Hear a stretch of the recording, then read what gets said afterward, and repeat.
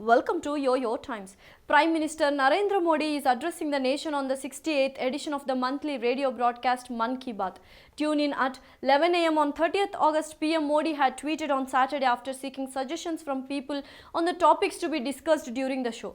What do you think should be discussed during this month's Mann Ki Baat, which will take place on 30th? He had asked on Twitter and told people to send their inputs by writing to him using Namo or My Government app or by recording their messages by calling on 1800117800. Phone lines have been opened from August 10th. The Prime Minister's broadcast comes a day after the centre further relaxation restrictions in the phase 4 of unlock, where in what could be a testing of waters for the eventual reopening of schools, the central government has allowed states and union territories to permit 50% of teaching and non-teaching staff in the schools.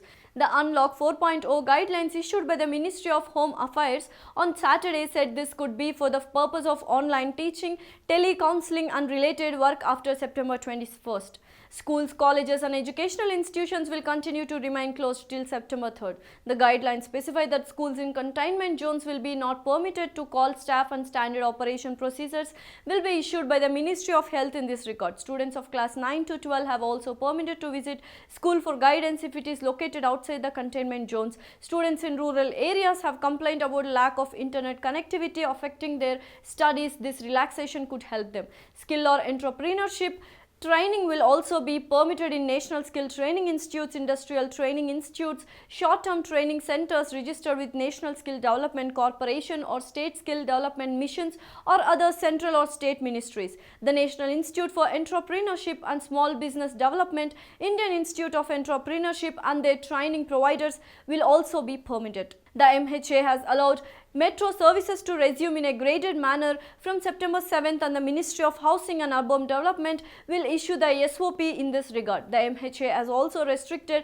states from imposing lockdowns, local lockdowns outside containment zones without consulting the centre.